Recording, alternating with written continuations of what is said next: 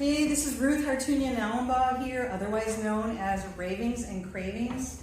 I am here with a very special guest at one of our favorite places here in town, which is Willimantic Brewing Company. I am here with Mr. Phil Long. Thank you so much. Thank you for having me. My pleasure, my honor, actually. Phil Long is, I gotta read this off because it's a long list, and it's, actually you gave me the short list, because there's other things. There's a couple, but this is good. Yeah, and you know, people can just Google your name and they can find more about you. So Phil Long is the founder and owner and winemaker of Longevity Lines Wines. And he is the president of the Association of African American Vintners. Perfect. So that is who we're talking to today. And as you can see, we have a lot of wine on the table here. So tell us a little bit about what got you started as far in this business of wines. I fell into it. My late wife and I started making wine in the garage for fun. Mm-hmm. We made our first wine in 2003. I thought it was the best wine in the world. It was crap, but we kept going. In 2008, we opened commercially in the Livermore Valley. In California. In California. Are any of the current wines on the table anything similar to like the one that you started with at all? Or is No, this... that very first one was a Syrah, which is a different grape varietal. We don't have Syrah on the table. It was a red wine. That's about as close as we're going to get to having red wine on the table today. All right, well, we do have red wine on the table, Yes, right? we do. Yes, we do. So should we go ahead and enjoy a little bit of it at the front end here? Sure. Why don't we start with the Blanc de Blanc? All right, that is this one. Yes, that is this one. And it is bubbly, so we're going to cheers. All right. I usually smell things. That's a good start. Is it? That's a great start. Oh, okay, good. I like to smell my food, whether it's drinking or eating. So and is there a certain way I should sip things or anything? You should smell it so you get that sense of what the wine has to offer on the aromatic side. You should sip the wine and let it roll over your tongue front to back slowly, and then you should swallow and savor. So it's bubbly. It is bubbly. It's fruity. It's very fruity. It's 100% Chardonnay. Mm-hmm. It's produced in the champagne method, otherwise known as méthode champenoise.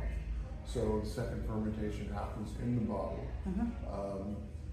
And we can't call it champagne, obviously, because we make it here. That's really good. So where can I get any of your wines? You can find them here.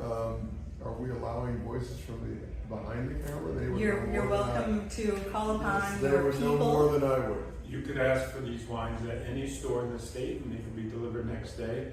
In Willimantic, and Discount Package Store carries the full line. And you know, this is so amazing. You know why? Is because I just learned this week that Elm Package Store is the sponsor of this radio show that I do. They just came on board so now to you be know, sponsored. Now you know where to head. Well, this is a party then. This is a celebration, is what I'm thinking, because I get to be a part of the sponsored people and I get to enjoy you. So let's check out another wine. Okay, so the next white wine you have is our Chardonnay. Mm-hmm. I try to produce wine. My style is balance. Mm-hmm. So Chard is a really interesting grape. You can produce it in many different styles. Unoaked, really buttery. I like a balanced wine. So it's not a butter bomb. It's not an oak bomb. It just has great fruit, really great mouthfeel, and all the little touches. That little touch of vanilla, that little touch of butter, a touch of apples and pears. So you're saying there's like butter flavor in this? So that's a misnomer. People think never that you heard. add butter. Yeah. But as a process of fermenting in the bottle, there's a chemical, I'm not even going to say it here because nobody's going to understand, it can produce these buttery, creamy flavors. Huh? Smell, yeah. Yes. Mm-hmm. Sip, savor.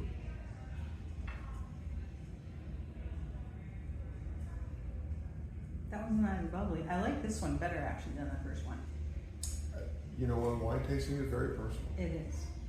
That's why, I always, correct me if I'm out of line. I respect people who know wine. I respect people who are really good at what they know. But I'm like, at the end of the day, if I want to drink this with fish, or I want to drink it with chicken or cheese, I should be able to drink whatever I want. At the end of the day, it's your experience, Mm-hmm. and so you are in charge. Mm-hmm. This is really lovely. All right, so I'm gonna put that one aside. We're gonna try. Should we All try right, let's go here. this one? Okay. Yes. So this is our longevity California Cabernet. Again, really reaching for balance. It's not a tannin bomb, those things that you feel like you got to scrape off the back. It's not an oak bomb. It's just it includes all of the normal you want to find in a great cab, Mhm. but balanced. So you get a little bit of the fruit, the dark fruit, Mhm. the dark plum. You get a little bit of the oak on the nose. You get that subtle tannin, not Mhm. harsh tannins, subtle tannins in the back. And that's really, again, really trying to create balance. Smells kind of earthy. Is that Earthy's a great term. okay to say that? It's your experience. Everything's okay. And what does on the nose mean? What does that mean? What you smell. Oh, I see. Okay. All right. So this is the. This is our California Cabernet. And which that one would is be that? this wine right here. And if I want to get that, I can get that at my local. At your local Elm packaging store. Ah, that's amazing. All right, here we go.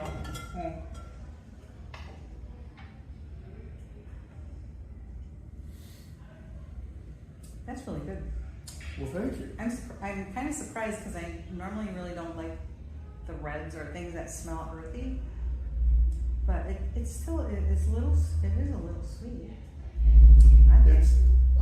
It's interesting in wine. Wine, almost every wine has a very small amount, even dry, of residual sugar, Mhm. and that residual sugar can vary.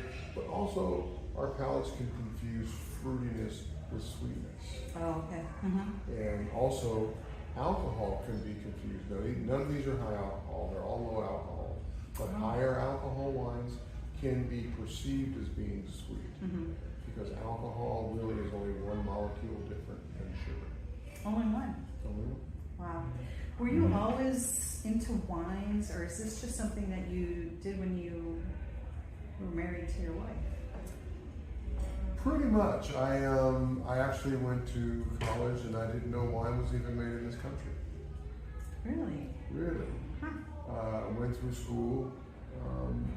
I think Schlitz malt liquor was the drink of choice during college. Yeah. But ironically, that same university is now archiving the longevity brand in their university library. Oh. May I ask which one? Cal Poly Pomona. Oh, that's awesome. That's amazing. Well, so you have quite a history. How many years now of making wine? Since you said 2000? 21 years.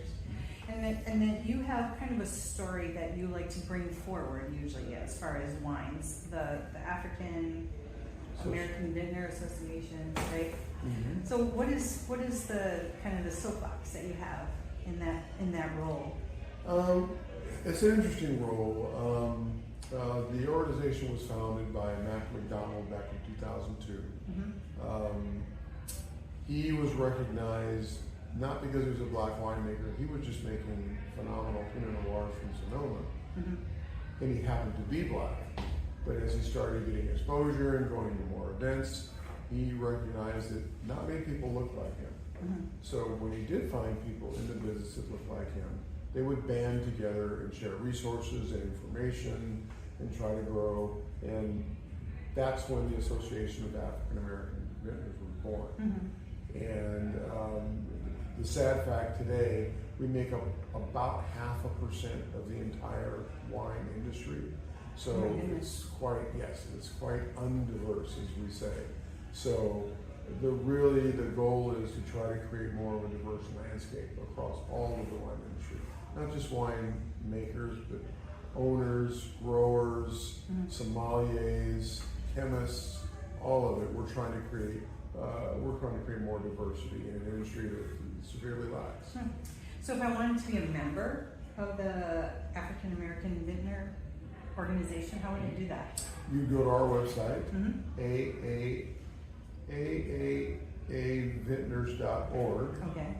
and you go to the membership page and you read. We have different levels. We Okay. have business levels, students levels.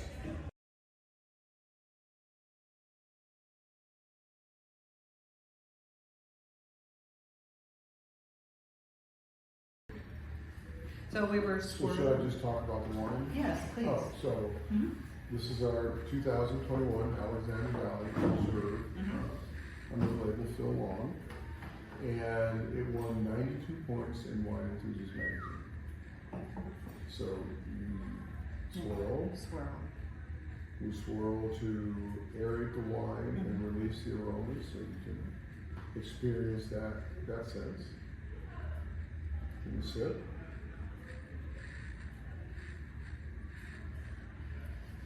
Can you sip? So it talks to you at the front end, and it talks to you at the back end. And then, Even when it's gone, it's still talking. Yep, there's still something to be said. Mm-hmm. Requires a little bit of awareness, I think, to be able to do this, doesn't it? It's a fun experience. Wine is not a beverage, it's an experience. And in the end, it's your experience. So I'm curious, how many wines have you created over the years? You know? 24-minute show, so. Well, you don't have to name them all, but like. Well, we you know. started in 2008, but then we started making wine for fun in 2003, and then you started with one, and then you made several varietals, and several more, so they kind of compound. Some you make the same, some you change, so hundreds to thousands, I Really? guess. Oh my gosh. And is there a favorite part as far as the process? Like, what is your favorite part in the whole thing from start to finish? What do you love most? Well, that's a really interesting question. The reason I wanted to start making wine, I was fascinated with the process in general as a whole. Starting from grapes in the ground, to harvesting grapes, to turning that into something beautiful that other people can experience. So to pick one, I can tell you more than the least. I don't like cleaning the press. Oh, who would like doing that? No, Right? I can tell you the least favorite things. I think in the end, what I probably take away most is the satisfaction that I'm producing something that other people like. It's not just me anymore, that other people can appreciate it and like what I'm doing. And that's very satisfying. Yeah, the cleanup is no fun, right? No, it is no. Well, and the labels, I'm looking at the labels, and they all have a very pretty heart on it, and I don't know if I can get this. Now, there's different ones, because these have the hearts that have the two parts, and then this has the more decorative, the decorative one, that one? Yes, so I will explain. Yes. So when Deborah and I first opened in 2008, I have a background in design, and I created the label. It was a nice label, it was classy, but it really wasn't us. So in 2009, I designed this heart for her. If you look at it closely, it has more hearts, grapevines, and grapes within the heart, because it really truly represented Deborah and I in our journey together of starting to make wine in the garage, opening commercially. And that label that you're looking at has become the classic longevity labels. You can see it on more than 50 different TV shows.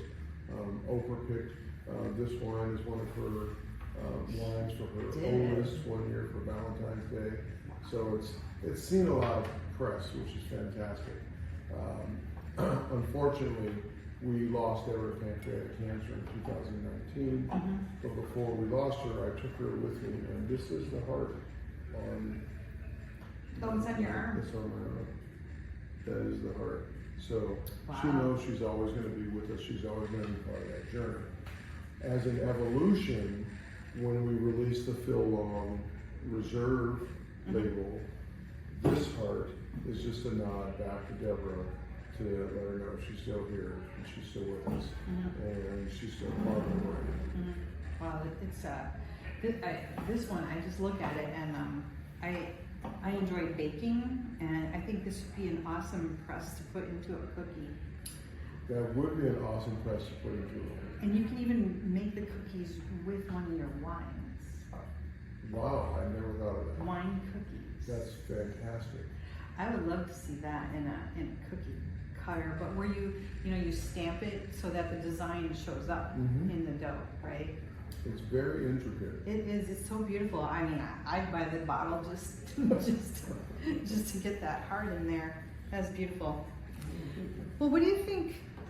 What do you think that you'd like to tell people today that they don't know about wine or about Phil Long? What's something that a story that has yet to be told? If I were to say anything about wine, is don't be afraid of wine. Don't be afraid. Don't be afraid of wine. Wine, all this. Well, I don't know much about it. The only one thing you need to know about wine is what you like. That's it. Experiment, get out there, try some wines.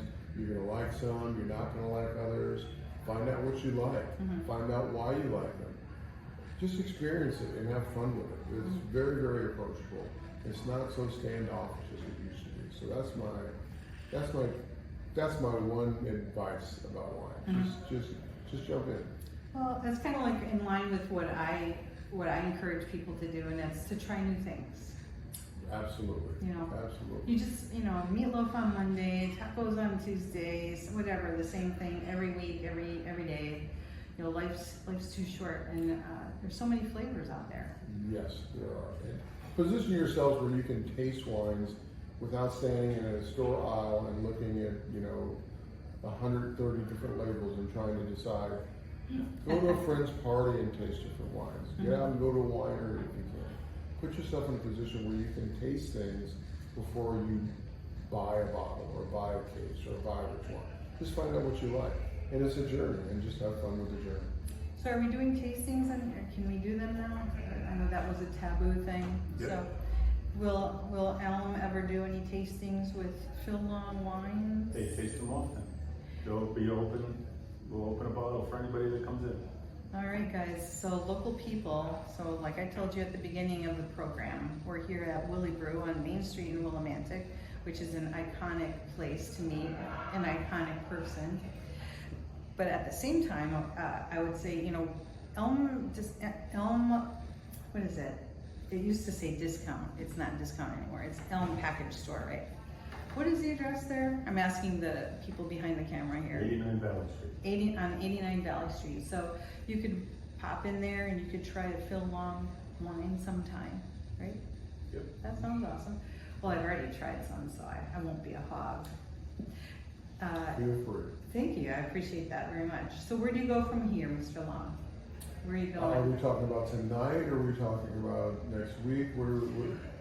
Well, do you have anything up your sleeve as far as possibly a new wine, a new flavor, a new something, anything to drink? I'll be headed back to California in the upcoming weeks to do a final blend on our first Pinot Noir.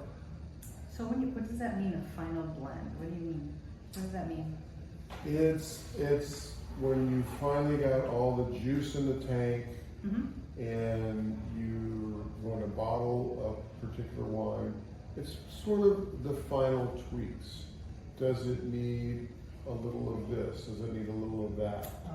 How do we, because for a wine to say Cabernet Sauvignon, it only needs to have 75% Cabernet Sauvignon. Oh. So I can add, like I did, and like I said with Phil Long, I can add a little Cab Franc, bring that little bit of herbaceousness to it. I can add a little Petit Syrah to give it that depth and that backbone. And that goes true with any wine. So you may add a couple percentage points of this, or a couple percentage points of that, or balance the acid, or balance the tannins, or it's just like a chef in the kitchen making the final tweaks to his dish before he serves. Before you launch out your new product, right? Is there a name for it at this point? It'll be under the Phil Long label, and it'll be Pinot Noir from Sonoma Coast or Sonoma County. I haven't decided. All right, so Could you make a little comment? You were talking at the beginning about the alcohol content of the beverage. So what kind of content are we talking about here? So every wine on the table is less than 14%. Oh, I believe the Blanc de Blanc is around 11. So yeah, we really try to control our alcohol, which is really controlling the sugar prior to fermentation. So we want you to experience the wine, not the alcohol, if that makes sense. Yeah, that makes a lot of sense. Yeah, the wine has so much to offer. Awesome. Well, I want to thank you, Mr. Long, for being with me here today on Ravings and Cravings. Well, thank you, Ruth. I appreciate you having me. I want to thank Willie Brew for letting us be here in this space and for doing the interview. So this will be Ruth Hartunian-Ellenbaugh, otherwise known as Ravings and Cravings, signing off here on Good Company, WILF.